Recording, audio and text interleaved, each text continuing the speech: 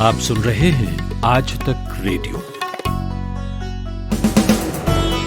यह है 7 अगस्त शुक्रवार का दिन भर। मैं हूं कुलदीप मिश्र। अभी तो 10 लाख हुए थे, देखते देखते 20 लाख हो गए। देश में कोरोना इन्फेक्शन के नंबर्स 21 दिनों में दोगुने हो गए हैं और जब 20 लाख के पड़ाव पर हम पहुंच ही गए हैं तो आज जरा पीछे मुड़कर देखेंगे कि किस राज्य में हालात कैसे हैं। लेबनान के बेरूत में अमोनियम नाइट्रेट से जो धमाका हुआ था उसका वीडियो आपने देखा होगा। 137 लोगों की मौत हो चुकी है, 5000 लोग घायल हैं। लेकिन भारत में भी अमोनियम नाइट्रेट के ऐसे भंडार मौजूद हैं। भारत क्या सीख सकता है इस धमाके से? और चीनी मोबाइल एप्लीकेशंस टिकटॉक और वीचैट के साथ अब कोई अमेरिकी कंपनी काम नहीं कर पाएगी। अब से 45 दिनों बाद ट्रंप साहब एक एग्जीक्यूटिव ऑर्डर इस बारे में लेकर आए हैं। तो बात करेंगे कि चीन को अगर पूरी दुनिया घेर रही है तो भारत का रोल उसमें क्या हो सकता है। लेकिन पहले आज की हेडलाइंस। देश में पिछले 24 घंटों में 62,000 से ज्यादा नए मामले सामने आए। संक्रमितों की संख्या 20,27,000 के पार पहुंच गई है। दवा बनाने वाली भारतीय कंपनी सीरम इंडिया ने भारत में 100 मिलियन वैक्सीन की डोजेस के लिए गेट्स फाउंडेशन के साथ हाथ मिलाए हैं। जम्मू कश्मीर के दूसरे उपराज्यपाल के रूप में मनोज सिन्हा ने आज शपथ ली। दिल्ली की अरविंद केजरीवाल सरकार ने राजधानी को प्रदूषण मुक्त करने की योजना के तहत शुक्रवार को ई वाहन नीति लागू करने का ऐलान किया है, जिससे इलेक्ट्रिक वाहन खरीदने पर 30,000 से 1.5 लाख रुपए तक की रियायत दी जाएगी। इटली के 2 नौसैनिकों द्वारा केरल के मछुआरों की हत्या के मामले में केंद्र सरकार द्वारा इस केस को बंद करने की अपील की गई थी। सुप्रीम कोर्ट ने इससे इनकार कर दिया है। सुशांत सिंह राजपूत केस में ईडी की जांच तेज हो गई है। मुंबई स्थित ईडी के दफ्तर में रिया चक्रवर्ती से पूछताछ जारी है। भारतीय रेलवे ने किसान रेल की शुरुआत कर दी है। इस ट्रेन से फल, सब्जियों जैसे आइटम की ढुलाई की जाएगी जो जल्दी खराब हो जाते हैं। केरल के मुन्नार में भारी बारिश के बाद भूस्खलन हुआ है। हादसे में 80 से अधिक चाय बागान कर्मचारी और उनके परिवार के सदस्य सुबह से ही लापता हैं और नेटफ्लिक्स ने हिंदी में अपना यूजर इंटरफेस लॉन्च किया है। अपनी पसंदीदा भारतीय और अंतर्राष्ट्रीय फिल्मों और सीरीज को देखने के इच्छुक दर्शक अब उसे हिंदी में तलाश कर सकेंगे। आज तक रेडियो पर यह है इवनिंग न्यूज एनालिसिस दिन भर और मेरा नाम है कुलदीप मिश्र। कोरोना वायरस के कुल इन्फेक्शंस की संख्या सैकड़ों और हजारों से होते हुए बहुत जल्दी लाखों में पहुंच गई है। 30 जनवरी को पहला केस मिला था और 7 महीने बाद हम 20 लाख के आंकड़े पर पहुंच गए हैं और बीते 24 घंटे में केस आए हैं 62,000। 110 दिन लगे थे हमें 1 लाख के आंकड़े तक पहुंचने में, 59 दिन लगे 1 लाख से 10 लाख पहुंचने में और 10 लाख से 20 लाख होने में सिर्फ 21 दिन लगे। पिछले 9 दिनों से लगातार हर रोज 50,000 से ज़्यादा मरीज सामने आ रहे हैं। राहुल गांधी ने आज ट्वीट किया है कि 20 लाख का आंकड़ा पार, गायब है मोदी सरकार। मोदी सरकार गायब तो नहीं है। 2 दिन पहले प्रधानमंत्री अयोध्या में दिखे थे राम मंदिर के भूमि पूजन में और आज उन्होंने देश की नई शिक्षा नीति पर एक लंबा संबोधन दिया। तो 20 लाख तक के इस सफर में काफी कुछ बदला है। हर रोज होने वाली प्रेस कॉन्फ्रेंस की विदाई हो गई है। टॉप 3 में जो राज्य पहले थे उनकी जगह अब दूसरे राज्यों ने ले ली है। तो ये एक मौका है कि हम कम से कम 3 राज्य जो सबसे बुरी हालत में हैं उनकी बात कर लें। आज हमारी एक डेटा इंटेलिजेंस टीम है और उसके हमारे साथी हैं निखिल रामपाल। निखिल कोरोना से जुड़े हर डेटा का हिसाब किताब रखते हैं। नितिन ठाकुर ने उनसे बात की और पूछा कि 3 राज्य जो इस वक्त सबसे बुरी हालत में हैं वो कौन से हैं। देखिए, पहले मैं आपको बता दूं कि जो भारत है वह 17 जुलाई का दिन था जब वह 1 मिलियन या 10 लाख केसेस तक पहुंचा था। अब 17 जुलाई के बाद देखिए महीना भी नहीं हुआ, 7 अगस्त को ही हमारे पास 2 मिलियन केस हो गए हैं। तब जो गति चल रही थी वो ये थी कि हर 20 दिन में केसेस डबल हो रहे थे। लेकिन अब जो है भारत का आज का अगर आप आंकड़ा देखते हैं तो पता चल रहा है हर 23 दिन में केसेस डबल हो रहे हैं। अब आप ध्यान दें इस बात पे, आज हमारे पास कितने हैं? 20 लाख केस हैं। अगर इसी गति से भारत में कोरोना के केस बढ़ते गए तो मुझे लगता है कि सितंबर आने से पहले भारत में लगभग 40 लाख कोरोना वायरस के केसेस भी दर्ज करने को मिल सकते हैं। उसमें कोई हैरानी की बड़ी बात नहीं होगी अगर केस इस गति से चलते रहे। तो इस समय स्थिति बहुत चिंताजनक है। कोरोना वायरस के मामले भारत में बढ़ रहे हैं। अभी भी मतलब हमारी जो स्पीड है केसेस की वो स्लो नहीं हुई है। अब आपका जो दूसरा सवाल था कि कौन से ऐसे राज्य थे जहां पहले जिसकी वजह से कोरोना बढ़ रहा था और अब कौन से राज्य हैं, तो मैं आपको बता दूं कि जब भारत 10 लाख केस तक पहुंचा था तब महाराष्ट्र जो था जो उसमें से एक्टिव केसेज जो थे 10 लाख केसेज में महाराष्ट्र से 32% थे, 17% दिल्ली से थे और 13% तमिलनाडु से थे। लेकिन अब जब 20 लाख केस हमारे पास हो गए हैं तो स्थिति बदल गई है, क्योंकि अब जो हमारे दक्षिण भारत के जो राज्य हैं वहां पर हालात बहुत खराब हो रहे हैं। तो अगर आप देखेंगे अब दिल्ली उसमें से पीछे हो गया। एक्टिव केसेस के मामले में महाराष्ट्र में अब 24% केस है एक्टिव केसेस इंडिया के। आंध्र प्रदेश 14% केस। आंध्र प्रदेश पहले 2% भी नहीं था एक्टिव केसेस का, अब 2 मिलियन पहुंचने के बाद 14% केसेस आ रहे हैं। कर्नाटका भी 2% था जब 1 मिलियन थे, अब 12% केस है एक्टिव केसेस जो इंडिया के वो कर्नाटक से आ रहे हैं। तमिलनाडु में भी 9% है। उत्तर प्रदेश अब 7% एक्टिव केसेस दिखा रहा है। बिहार में 4% है। तो इस तरीके से महाराष्ट्र, आंध्र, कर्नाटक, तमिलनाडु, उत्तर प्रदेश, इन 5 राज्यों में इस समय कोरोना वायरस बहुत फैला हुआ है। एक्टिव केसेस काफी हद तक देखने को मिल रहे हैं। जब हम 17 जुलाई को जब हमारे पास 10 लाख केस हुए थे कोरोना वायरस के, तब दिल्ली में हर 13-14 दिन में कोरोना वायरस केसेस डबल हो रहे थे।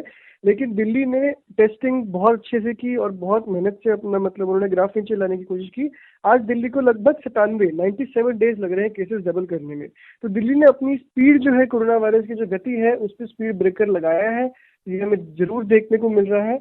आप बाकी राज्यों में भी देखें तो जैसे पहले हरियाणा में जैसे हर 11 दिन में डबल हो रहे थे, अब हर 36 दिन में दुगने हो रहे हैं, है ना। दिल्ली में 13 दिन में थे, अब 97 दिन लग रहे हैं।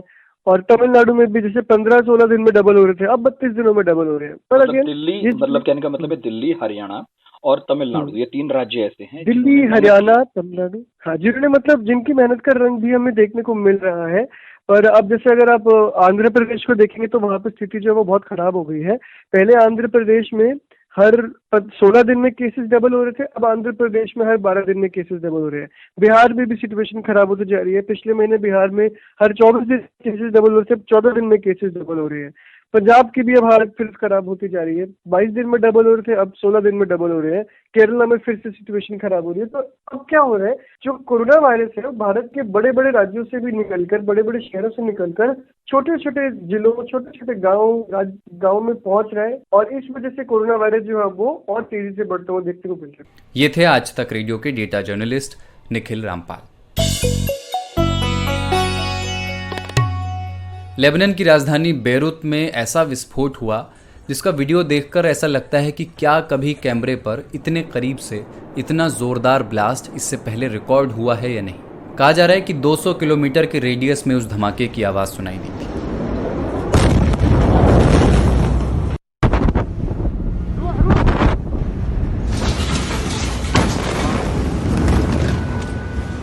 एक 137 लोगों की मौत उस धमाके में हो चुकी है, जिसमें जर्मनी के दूत भी शामिल हैं। 5000 लोग घायल हुए हैं, जिनमें 5 भारतीय भी हैं। ये धमाका हुआ था अमोनियम नाइट्रेट के एक भंडार में। तो इसके बाद अब हर देश अलर्ट पर आ गया है और भारत भी इनमें है। भारत में भी चेन्नई के पास अमोनियम नाइट्रेट का ऐसा ही भंडार है, जिसे लेकर चिंताएं जाहिर की जाने लगी हैं। हमारी डेटा टीम से जुड़े दीपू राय ने इसी पर एक स्टोरी की है और एक खाका खींचा है कि अगर भारत में ऐसा हादसा हुआ तो नुकसान कितना बड़ा हो सकता है। मैंने उनसे पूछा कि क्या भारत में ऐसा हादसा होना मुमकिन है। देखिए, आशंका इसकी इसलिए इतने बड़े पैमाने पर तो नहीं, लेकिन जनरली जो लापरवाही होती है, पर्टिकुलरली इस केमिकल को लेकर के, अमोनियम नाइट्रेट 19वां सबसे बड़ा एक्सपोर्टर है इंडिया इटसेल्फ। और जिस अमोनियम नाइट्रेट का मोस्टली यूज एग्रीकल्चर में होता है, वो कई बार ऐसा होता है कि डिफरेंट टेक्निकल रीजन से वो पोर्ट पर पड़े के पड़े रह जाते हैं। एक एग्जांपल मैंने अपनी स्टोरी में भी लिया है, जो रिपोर्टेडली कहा गया है कि custom official 740 ton ammonium nitrate Manali, जो कि चेन्नई के पास है, वहाँ पिछले करीब 5 साल से पड़ा हुआ है। नो डाउट बहुत लेबनान से भारत का कंपैरिजन नहीं हो सकता, क्योंकि हमारे यहाँ अथॉरिटी थोड़ा ज़्यादा अटेंटिव है, ज़्यादा उसकी मॉनिटरिंग करती है। लेबनान एक तरह से वार झेलने वाला स्टेट है, लगातार सिविल वार के उसमें रहा है, तो उतना अनस्टेबल कंट्री इंडिया नहीं है। लेकिन फिर भी पर्टिकुलर ये केमिकल का एक कैरेक्टर है कि रूम टेम्परेचर पर तो ये बहुत कूल रहता है, लेकिन जैसे ही थोड़ी हीट होती है, आपने देखा होगा कि उसके बाद 2 विस्फोट हुए। पहला कहीं से वेल्डिंग का कुछ जलने की चीज आई, उसके बाद जो वीडियो बता रहे हैं कि एक बहुत बड़ी लपट एक तरह से कहा जाए, और जिस तरह से इसका रिएक्शन होता है अमोनियम नाइट्रेट का, वो बहुत विस्फोटक होता है। और मतलब इसको जनरली आप कंपैरिजन नहीं कर सकते किसी नॉर्मल इस तरह के फायर से। तो वो उसकी गूंज जो है वो 6 किलोमीटर में तो पूरी तरह से बर्बाद कर दी। लेकिन 150 किलोमीटर से ऊपर साइप्रस में, हालांकि मेडिटेरियन सी के पार जो लैंड है, वहां तक सुनाई दिया। तो भारत में इसकी चिंता की और इसकी आशंका तो जरूर बनी है, लेकिन इतने बड़े पैमाने पर नहीं कि वो 3.3 मैग्नीट्यूड के अर्थक्वेक की तरह 2750 टन का अमोनियम नाइट्रेट यहीं पड़ा रहे। लेकिन ये जरूर है कि भारत में अगर हमने इसको कंपैरिजन करने की कोशिश की, इतना ह्यूज डेंसिटी है स्पेशली 4 सिटीज में जो मेगा सिटीज हैं, तो उसमें अगर ऐसा हुआ तो कितना नुकसान होगा। दीपू, भारत में कहाँ कहाँ इसको लेकर खतरा है, मतलब किन शहरों को लेकर के चिंताएं जताई जा रही हैं? इसमें भारत के 4 शहरों को हमने कंपैरिजन किया है। एक तो मुंबई, जो कि कई वजहों से एक सिमिलर पैटर्न शो करता है उसकी तरह, बेरूत की तरह। हालांकि मैं बार बार कह रहा हूँ कि हमारी गवर्नमेंट उतनी अनस्टेबल नहीं है, हमारा सिस्टम उतना अनस्टेबल नहीं है जितना बेरूत में, क्योंकि वो 6 साल से लगातार पड़ा हुआ था, कोई इसको देख नहीं रहा था। और बार बार इवन अथॉरिटीज वहाँ भी ये कर रही थी, लेटर्स लिख रही थी, लेकिन वहाँ की गवर्नमेंट इसके ऊपर ध्यान नहीं दी। लेकिन कंपैरिजन करने की वजह एक ये है, मुंबई, दिल्ली, बेंगलोर और चेन्नई, कि अगर ऐसा हुआ तो क्या होगा। हम लोगों ने कुछ केमिकल एक्सपर्ट से भी बात की, उन्होंने कहा कि इस तरह की लापरवाही सामने आती है, लेकिन हमारे यहाँ गाइडलाइन है, हमारे यहाँ पैरामीटर्स हैं डिफरेंट, जो कि इसको संभालने में मदद करते हैं और अथॉरिटी इसको पालन करती है और करनी भी चाहिए। तो हमने मुंबई का जब लिया तो उसमें जो एग्जाम्पल है, एस्टिमेटेड किया तो तकरीबन 32,000 की डेंसिटी है मुंबई की, और उसमें 36 लाख पीपल, अगर उतना ही रेडियस को लें तो 36 लाख पीपल एस्टिमेट किया, उतने लोग इम्पैक्टेड होंगे अगर इसी इंटेंसिटी का धमाका होता है आपके मुंबई में। तो अगर दिल्ली की बात करें तो तकरीबन 13 लाख के आसपास लोग ये होंगे 6 किलोमीटर के रेडियस में अगर ये एक्सप्लोजन होता है, क्योंकि 11,320 के बराबर यहाँ पे डेंसिटी है दिल्ली में। और उसी तरह से हमने बेंगलोर को जो मेजर किया, उसमें 5 लाख लोगों के एक तरह से इस तरह के धमाके में इम्पैक्ट होने की 6 किलोमीटर रेडियस में, बार बार इसलिए कर रहा हूँ कि जो वहाँ पे लेबनान में, बेरूत में, वो 6 किलोमीटर में ज्यादातर चीजें तहस नहस हुई हैं। तो उसी तरह से हमने बेंगलोर को लिया, तो करीब 4,000 के आसपास वहाँ का डेंसिटी रेशियो है, पॉपुलेशन डेंसिटी। तो वहाँ पे इतने करीब इस तरह से 5 लाख लोग इम्पैक्ट होगा उन लोगों के ऊपर।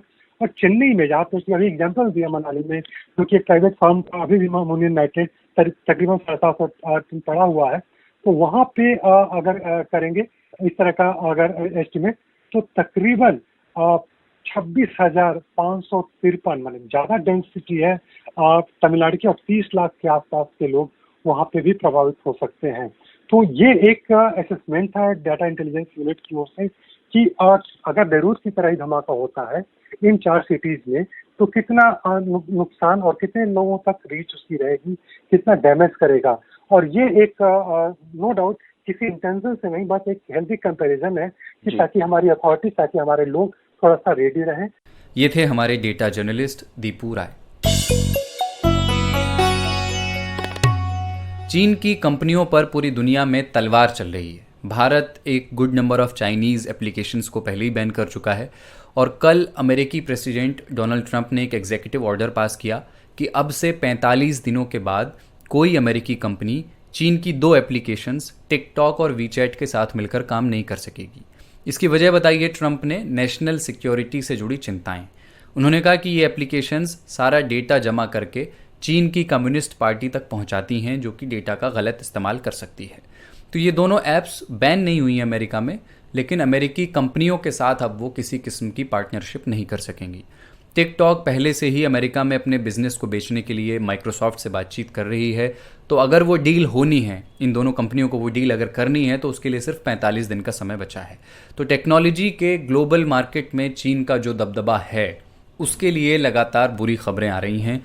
इस मामले पर मैंने प्रोफेसर हर्ष पंत से बात की, जो इंटरनेशनल इश्यूज़ के एक्सपर्ट हैं, और मैंने उनसे पूछा कि अमेरिका के इस फैसले का ग्लोबल मार्केट पर क्या असर होने वाला है। देखिए, ग्लोबल मार्केट्स तो अब अपने रिस्पांस में जो तनाव बढ़ रहा है यूएस और चीन के बीच में, उसको फैक्टर इन कर ही रहे हैं। और जहां तक टेक्नोलॉजी का सवाल है, टेक्नोलॉजी जो है ये इस समय इस तनाव का सबसे अहम मुद्दा है।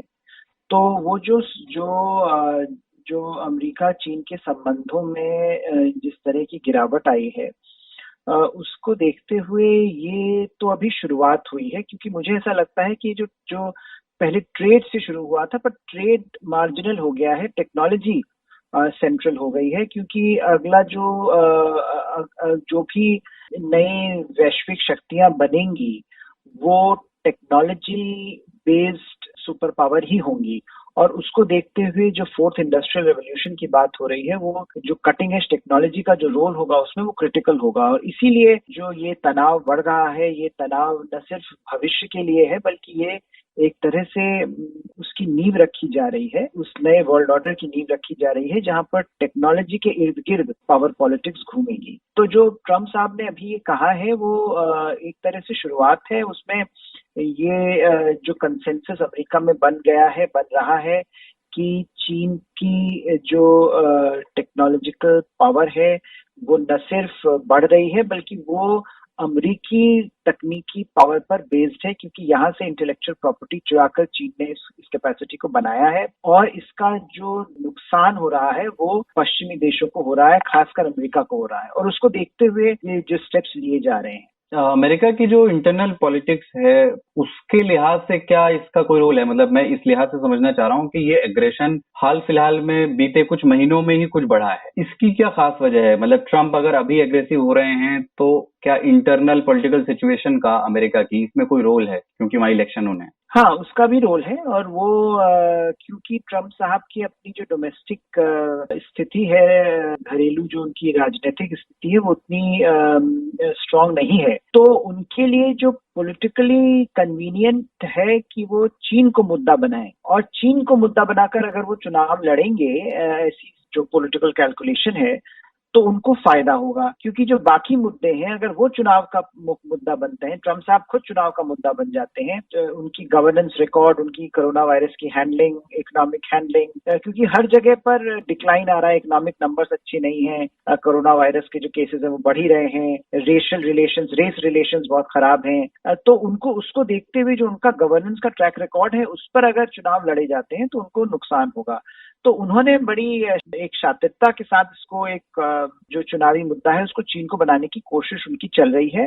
ये बात गौर मतलब है कि जो बाइडेन है जो उनके ओपोनेंट हैं, वो ज्यादा कुछ कह नहीं रहे हैं इस विषय पर। उनके भी जो ज्यादातर अगर आप उनके पॉलिसी स्टेटमेंट्स देखें तो वो ट्रम्प साहब के काफी नजदीक हैं इस विषय पर, और विषयों पर उनके मतभेद हैं, लेकिन इस विषय पर ज्यादा मतभेद नहीं है। तो यहाँ पर हालांकि ट्रम्प साहब ये सोच रहे हैं कि उनको इसका फायदा होगा, लेकिन ये एक बाई पार्टिजन कंसेंसस भी अमेरिका में बन रहा है कि चीन को स्ट्रांगली रिबफ करना, उसके खिलाफ रिटेलिएट करना अमेरिका के लिए नेसेसिटी है। जी हर्षी, और सिर्फ अमेरिका की बात नहीं है, मतलब एक ऐसा लग रहा है कि एक थोड़ी सी एक ग्लोबल मुहिम इस बीच चल रही है चाइना को कॉर्नर करने की। ऑस्ट्रेलिया की ओर से भी कंसर्न आए थे। इंडिया से हाल फिलहाल में सीमा पर जो तनाव हुआ चाइना का, इंडिया को चाइना को कॉर्नर करने की इस मुहिम को इंडिया किस तरह से ले सकता है? मतलब इंडिया के लिए इसमें क्या संकेत है? देखिए, इंडिया का मुझे लगता है इसमें काफी इंपॉर्टेंट रोल है, क्योंकि इंडिया ने दो चीजें करी। एक तो इंडिया ने जो टेक्नोलॉजी बैन, जो एप्स पर बैन लगाया, वो इंडिया पहला देश था, तो उससे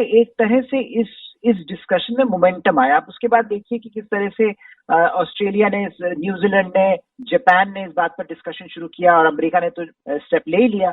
तो कहीं पर इंडिया का जो लीडरशिप रोल रहा इसमें कि भाई ये जो टेक्नोलॉजी का इशू है, जो खासकर जो सेंसिटिव टेक्नोलॉजीज हैं, उसमें इंडिया ने इस बात को प्रखरता से उठाया और एक तरह से अपने आप को एक अपना जो डिस्कोर्स था उसको मेन स्ट्रीम बनाने में काफी सफल रहा है। और दूसरा, भारत को इस बात का फायदा हो रहा है कि जो एक वातावरण बन रहा है वैश्विक स्तर पर, जहां पर, जिसका आपने भी जिक्र किया कि ऑस्ट्रेलिया भी है, जापान भी है, वियतनाम भी है, फिलीपींस भी है, अमेरिका तो है ही, यूरोपियन यूनियन भी है। यूरोपियन यूनियन जो अभी तक काफी ढुलमुल रवैया रहा था चीन के खिलाफ, वो भी अब काफी स्ट्रांग पोजीशन ले रहा है कुछ मुद्दों पर। ब्रिटेन में आपने देखा किस तरह से उन्होंने पहले हुआवे को एक्सेप्ट किया, फिर उनको रिजेक्ट करना पड़ा। तो कहीं पर जो पूरा एक वैश्विक माहौल बन रहा है कि चीन का एग्रेशन एक्सेप्टेबल नहीं है, और क्योंकि चीन एक रिस्पॉन्सिबल स्टेक होल्डर के रूप में, राइजिंग पावर के रूप में बिहेव न करते हुए एक रोगिश स्टेट के रूप में बिहेव कर रहा है, तो उससे उस पुशबैक को बल मिल रहा है। तो भारत के लिए तो थोड़ा बहुत इसमें फायदा है कि भारत को अगर दूसरे देशों से सपोर्ट मिलेगा तो भारत को भी डिप्लोमेटिकली चीन को हैंडल करने में आसानी होगी। लेकिन इससे अगर जो कई लोग ऐसा सोचें कि इससे चीन अपनी बातों से पीछे हट जाएगा, जो बॉर्डर पर हो रहा है वो मुझे नहीं लगता होगा। वहां पर भारत को अपनी लड़ाई खुद ही लड़नी पड़ेगी। ये थे इंटरनेशनल इश्यूज के एक्सपर्ट प्रोफेसर हर्ष पंत। दिन भर में चलते चलते हेडलाइंस एक बार फिर। देश में पिछले 24 घंटों में 62,000 से ज्यादा नए मामले सामने आए। संक्रमितों की संख्या 20,27,000 के पार पहुंच गई है। दवा बनाने वाली भारतीय कंपनी सीरम इंडिया ने भारत में 100 मिलियन वैक्सीन की डोजेस के लिए गेट्स फाउंडेशन के साथ हाथ मिलाए हैं। जम्मू कश्मीर के दूसरे उपराज्यपाल के रूप में मनोज सिन्हा ने आज शपथ ली। दिल्ली की अरविंद केजरीवाल सरकार ने राजधानी को प्रदूषण मुक्त करने की योजना के तहत शुक्रवार को ई वाहन नीति लागू करने का ऐलान किया है, जिससे इलेक्ट्रिक वाहन खरीदने पर 30,000 से 1.5 लाख रुपए तक की रियायत दी जाएगी। इटली के 2 नौसैनिकों द्वारा केरल के मछुआरों की हत्या के मामले में केंद्र सरकार द्वारा इस केस को बंद करने की अपील की गई थी। सुप्रीम कोर्ट ने इससे इनकार कर दिया है। सुशांत सिंह राजपूत केस में ईडी की जांच तेज हो गई है। मुंबई स्थित ईडी के दफ्तर में रिया चक्रवर्ती से पूछताछ जारी है। भारतीय रेलवे ने किसान रेल की शुरुआत कर दी है। इस ट्रेन से फल, सब्जियों जैसे आइटम की ढुलाई की जाएगी जो जल्दी खराब हो जाते हैं। केरल के मुन्नार में भारी बारिश के बाद भूस्खलन हुआ है। हादसे में 80 से अधिक चाय बागान कर्मचारी और उनके परिवार के सदस्य सुबह से ही लापता हैं और नेटफ्लिक्स ने हिंदी में अपना यूजर इंटरफेस लॉन्च किया है। अपनी पसंदीदा भारतीय और अंतर्राष्ट्रीय फिल्मों और सीरीज को देखने के इच्छुक दर्शक अब उसे हिंदी में तलाश कर सकेंगे। आज तक रेडियो के शाम के न्यूज पॉडकास्ट दिन भर में आज इतना ही। अब आपसे दिन भर में सोमवार को मुलाकात होगी, लेकिन आज तक रेडियो पर कल भी हम आपके लिए कोरोना कवरेज, ज्ञान ध्यान और छोटे न्यूज बुलेटिन्स लेकर आएंगे। आज तक रेडियो को आप कई जगहों पर सुन सकते हैं। पहला तरीका तो हमारी वेबसाइट पर आइए, aajtak.in/radio, ये हमारा पता है। वरना आज तक की मोबाइल एप्लीकेशन पर रेडियो का एक आइकन आपको दिखेगा होम स्क्रीन पर सबसे ऊपर, जहां से आप हमें सुन सकते हैं। बाकी जो ऑडियो प्लेटफॉर्म्स हैं, Google podcast, Apple podcast, Spotify वगैरह, वहां भी हम हैं। हमें सब्सक्राइब कर लीजिए और अपनी चिट्ठियां ज़रूर लिखते रहिए radio@aajtak.com पर। जिस ईमेल का आज जिक्र करना चाहता हूं वो दक्ष प्रिया भट्टाचार्य ने कोलकाता से हमें लिखा है। उन्होंने रिक्वेस्ट की है कि हम बंगाली भाषा में 24 घंटे का एक रेडियो चैनल लेकर आएँ और जो हमारी ओपिनियन वेबसाइट है डेली ओ और इंडिया टुडे मैगजीन, वो भी बंगाली भाषा में आनी चाहिए, ऐसा इनका सुझाव है। दक्ष प्रिया, शुक्रिया कि आपने हमें ईमेल लिखा, लेकिन अभी हम बंगाली भाषा में 24 घंटे का एक नया प्रोडक्ट लेकर आ सकें ये तो संभव नहीं है। लेकिन अगर आप हिंदी समझते हैं, और समझते ही हैं क्योंकि आप हमें आज तक रेडियो को चिट्ठी लिख रहे हैं, तो आप सुनते रहिए, अपनी मौजूदगी दर्ज कराते रहिए। मैं भी ये उम्मीद करता हूँ कि भविष्य में ऐसा बाजार बने, ऐसी गुंजाइश बने, ऐसा सुनने और पढ़ने वालों का समूह बने कि हम क्षेत्रीय भाषाओं में भी बढ़िया सामग्री लेकर के आएँ। दिन भर में आज इतना ही। कुलदीप मिश्र मेरा नाम है। नमस्कार।